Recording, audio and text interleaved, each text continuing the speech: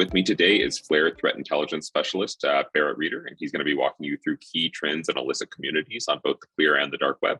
Take it away, Barrett. Thank you very much for the introduction. So the nature of illicit communities is changing. Malicious actors are increasingly spending more time on instant messaging platforms such as Telegram and Discord, rather than the more traditional dark web marketplaces. Today, we're going to explore key trends related to the illicit communities in 2022, including how threat actors are conducting business, how the dark web is changing, and what communities threat intelligence specialists needs to focus on.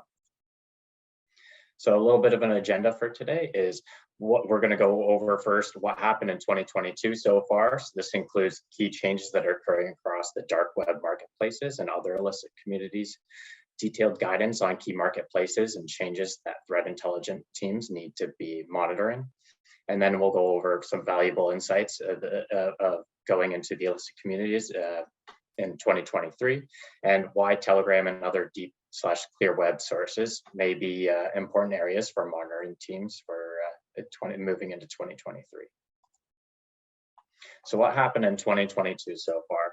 In 2022, we have seen site takedowns, exit scams, solidified market leaders take place, and the surge of ransom blogs and stealer logs. So what are takedowns? Takedowns involve law enforcement investigators gaining access to a site's underlying infrastructure and closing it down. But in some cases, the market operators are also apprehended. But it seems as if law enforcement is playing an eternal game of whack-a-mole, since markets and forums take its place rather quickly and the population migrates towards them. So in this first example that we have today for takedowns is raid forums. In 2022, we saw the takedown of the notorious community raid forums. They were in operation from 2015 till 2022, with the primary purpose of being database sharing and marketplace forum with exclusive data leaks. Late February this year, members started becoming suspicious of the site being compromised when they kept getting prompted for logins through other pages in the platform. This ultimately ended up being correct, and there was a phishing campaign by law enforcement. Although this takedown was supposed to be to make a big impact on the community, in reality, it ended up having minimal impact due to the fact that threat actors instantly migrated over towards the other sites, such as breached forums. Raid forums administrator and two of his accomplices have been arrested. The admin is facing criminal charges set to take place on January 31st in the UK. So we'll see how that goes in the near future. So some of the exit scams that took place this year: darknet markets are an important part of the underground criminal economy and facilitate the trade of illicit goods and services ranging from narcotics to hacking tools. It is a dynamic and complex ecosystem with numerous markets opening and closing each year. Market closures most commonly take in the form of exit scams or law enforcement takedowns, like in the previous example, raid forums. Exit scams involve the anonymous operators of a market simply disappearing, taking customers' money that can be in the form of cryptocurrency with them. For example, in late 2013, the operators of Sheep Marketplace were allegedly to have disappeared with nearly 40,000 Bitcoin.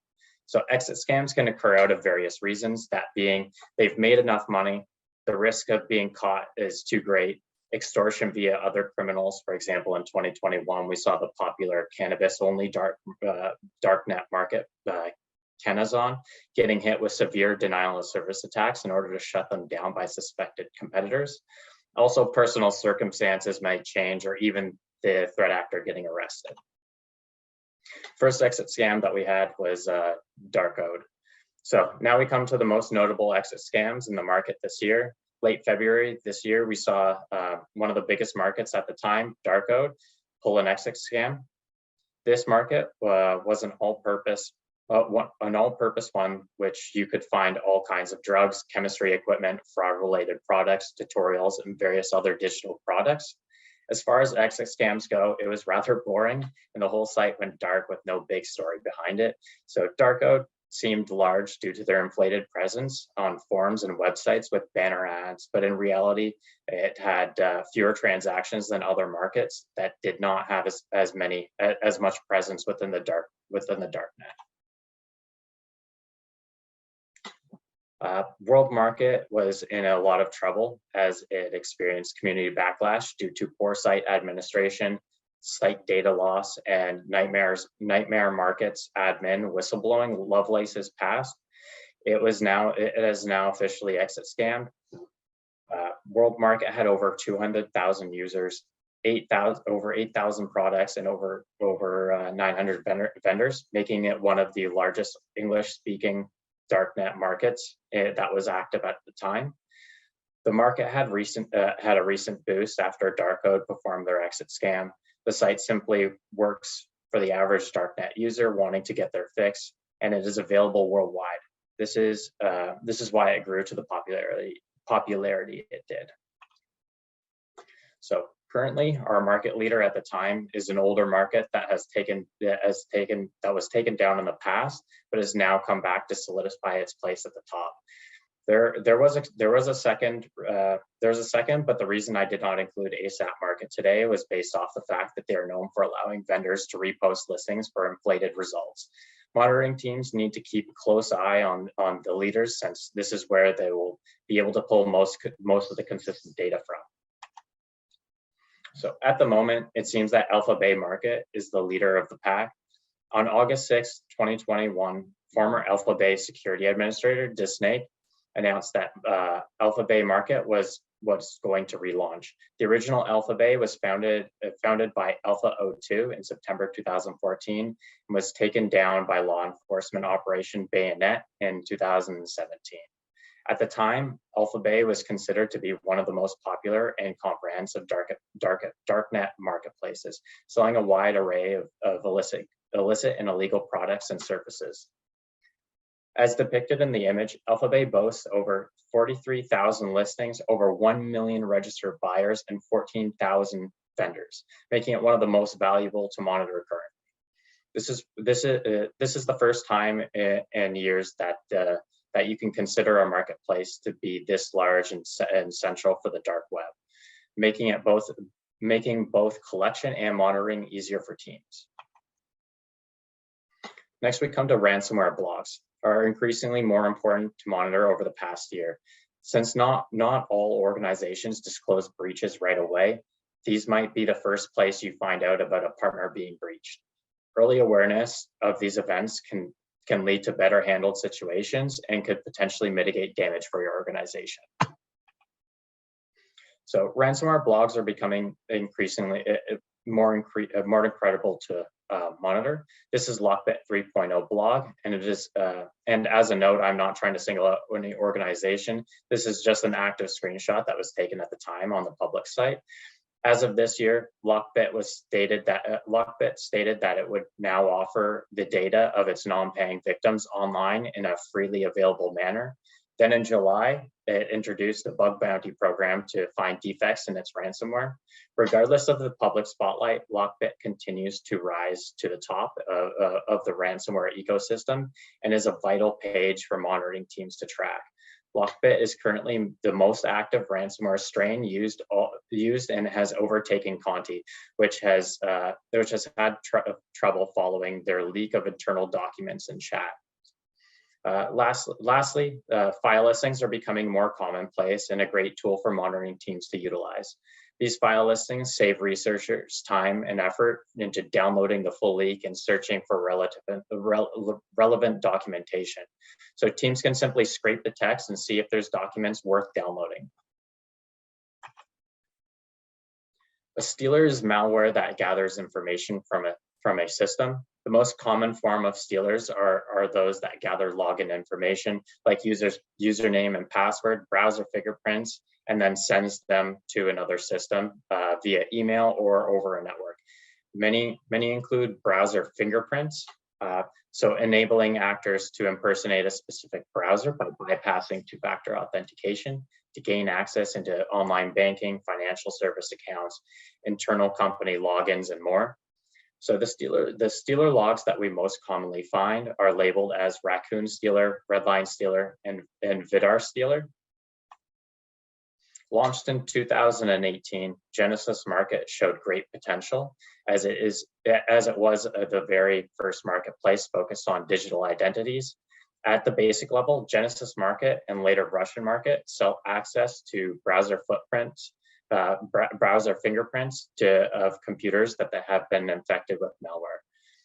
This service enables the purchaser to mimic the fingerprint of the victim's browser, gaining access to dozens or even hundreds of credentials stored on their browser. And in many cases, the ability to bypass two-factor authentication controls. Genesis Market is extremely active and boasts 450,000 plus logs being sold at the time of screenshot. In addition, to make full use of the browser fingerprints sold on Genesis, the online store distributes its own software in the form of a browser plugin that can be used on various browsers to easily inject the fingerprint of a malicious actor has bought, as well as a complete browser based on the open source project Chromium that comes with a pre-installed plugin. This makes things seamless and easy for threat actors to take advantage of logs without even having the knowledge, thus making it more popular and widely used. The Russian market is also a trading place that specializes in stolen information. This can range from stealer logs, RDP access, PayPal credentials, and more. This market is widely used due to the refunds for dysfunctional RDPs are quickly and easily and can take about 10 minutes.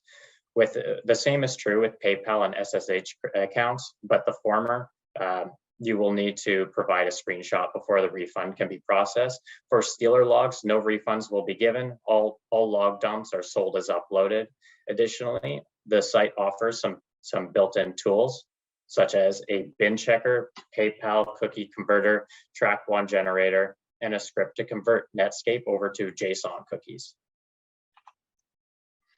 If we quickly take a detour and jump into the Flare platform as seen in the slide, I've selected for a demo instance to show valuable information pertaining to stealer logs that I think you should keep a close eye on. Stealer logs can be sold for various prices, but sometimes there are important logs that you can find in undervalued posts, which end up being critical. If the organization has a free service or forced account creation where many people can log in, stealer logs can be harder to sift through the noise. So key indicators I look for when within infected devices is anything that's leading towards internal resource logins. This can be subdomains to various login portals that can be vital for organizations, such as in this slide, internal.scatterholt.com. For demonstration purposes, I've decided to use the subdomain internal, but these are great to look for. So moving into the new year, there may be some interesting things to keep an eye on, more specifically, ransomware projections, stealer logs, and the state of Russia.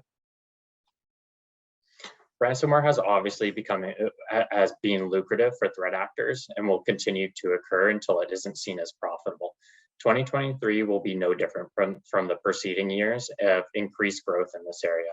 The monitoring teams need to keep aware, to keep an eye on the ransomware blogs in order to stay up to date on the current attacks. Ransomware has evolved and expanded dramatically in the time being, and despite authorities' success in busting several ransomware groups, they just keep coming. With the gangs becoming more sophisticated and creating a software as a service product, that is so easy to use, expect more people to take advantage of this in the coming year. Infected device markets continue to grow on both dark and clear web. Essentially, these markets sell access to infected computers and browser fingerprints that can be used by threat actors to compromise online accounts.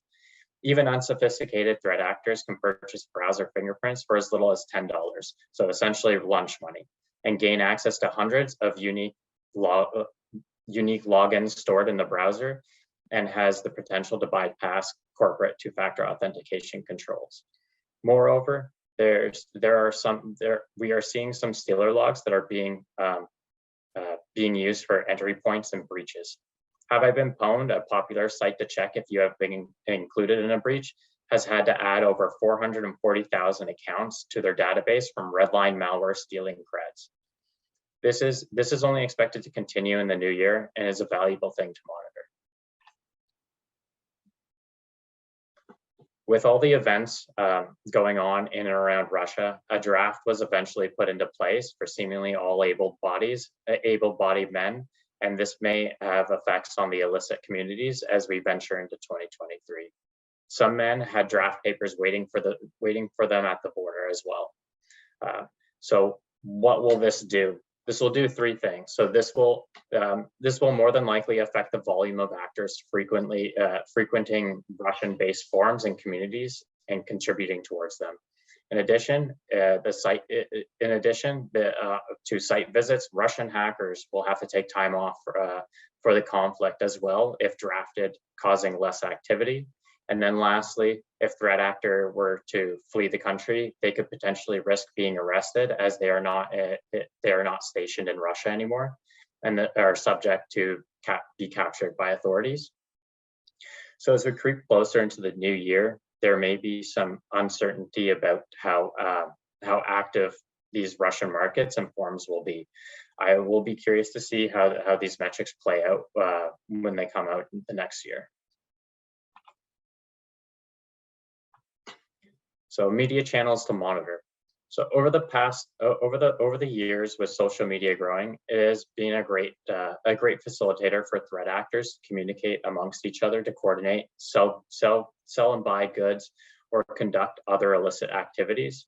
For today, we will be going into more detail upon two large sources, that being Discord and Telegram. The first source we are going to be covering is Discord. A quick synopsis of Discord for those that may not know is Discord is a voice over IP and instant messaging social platform. Users have the ability to communicate with voice calls, video calls, text messaging, media and files and private chats, or as a part of communities known as servers. So with the user count on Discord, as you can see, it's continually growing. Over the years, Discord has been rapidly gaining popularity. The original purpose of Discord was to give gamers a place to communicate with each other while gaming together. But however, over the years, it has transitioned away from solely gaming and has blossomed into a whole community for various activities. Discord has grown beyond those roots, with 78% of its users now saying they use Discord for mainly non-gaming or equally across gaming and other activities. As mentioned previously, Discord revolves around servers. Each user has the ability to join up to 100 servers. If you're subscribed to Nitro, you can get up to 200. So the good side to monitoring Discord would be for credential dumps and other nefarious goods and services.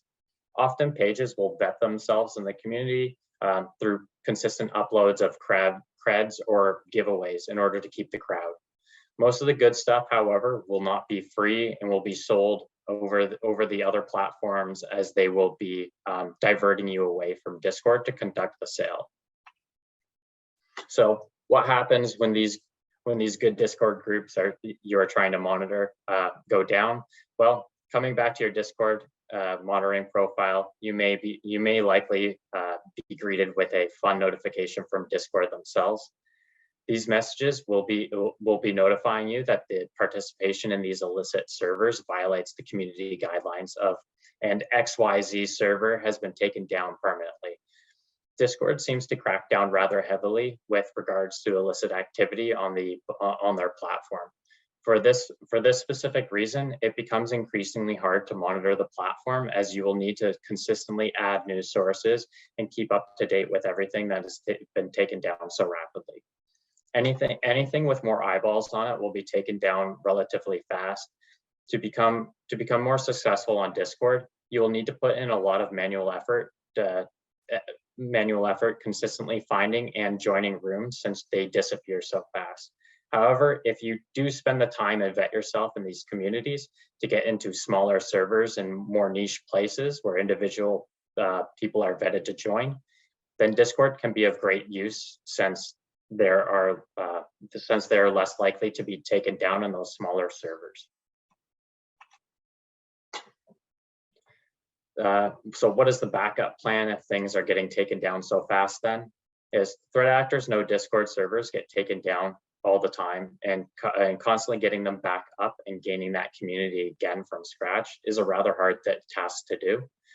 They will get tired from starting from ground zero. So most of the time you will be coming across Telegram links in order to keep the community and followers on another platform. This can be to a platform that is less likely to be taken down, such as Telegram, for example, and in this example, or a mixture of alternative Discord channel, Telegram link, or a link to a hosted site. This segue brings me into our next platform, that being Telegram. This is a globally accessible freemium cross-platform cloud-based instant messaging service. The service also provides optional end-to-end encryption chat and video calling, voice over IP sharing, and several other features. Their claim to fame is about being more secure and private and a private platform in comparison to its competitors such as WhatsApp. This is one of the most valuable sources to monitor moving into 2023. Telegram user base over the years has been increasing rather rapidly, with a huge spike in 2020. Threat actors are loving this platform due to the value Telegram provides, such as it is easy to use in order to reach a vast audience and selling products and services, convenient because of the large user base on the platform, reliable, anonymous, depending on your OPSEC, and feels rather risk-free to people. This is the area threat actors tend to shine the spotlight to build their community.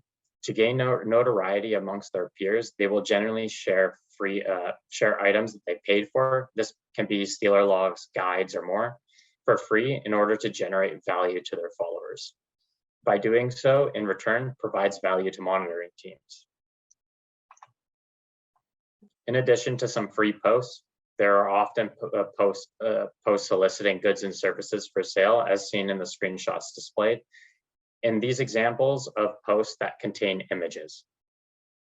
Sometimes they come along with text in order to hit off these keyword searches, and in others, they're just the picture.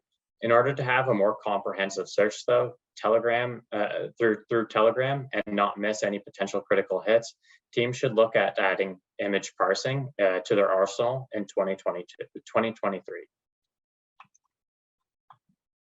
So this is another example for monitoring teams to look out for, but is easier to automate due to the text being readily available. Telegram groups, for the most part, are rarely taken down. It allows monitoring teams to set up automation and consistently bring in quality results without much manual effort. The manual effort required once setup is complete is to solely add more sources in order to further the alerts. And there are sometimes needs for manual verification to join that group, but that can be done in little to no time. If we consider these two media sources mentioned, we can see that there is a clear winner, that being Telegram. It is more important for threat intel to monitor Telegram as it yields greater results with less effort into the maintenance of the surveillance. Telegram is easier to automate and can stay within groups consistently pulling valuable information. For this reason, it is more advantageous to scale out Telegram monitoring than it is for Discord moving into 2023. I'm not saying that Discord is bad by any means, but Discord provides different challenges, such as fast takedowns, which make it harder to automate to scale, keeping rooms up to date, or having enough data to pull from. So Discord is good if you can vet yourself into smaller groups as mentioned, but it will overall require a heavy amount of manual effort. So if that does not bother you, then it is a valuable source. Until Telegram starts cracking down more frequently on these on group activity, it will remain a vital platform for monitoring moving forward.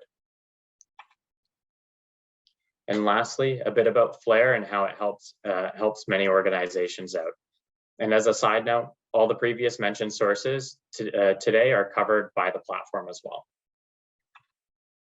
So Flare is a proactive digital footprint monitoring solution for organizations. Our AI-driven technology constantly scans the online world, including the dark and clear web, to discover unknown events and automatically prioritize risk and delivers actionable intelligence you can use instantly to improve security.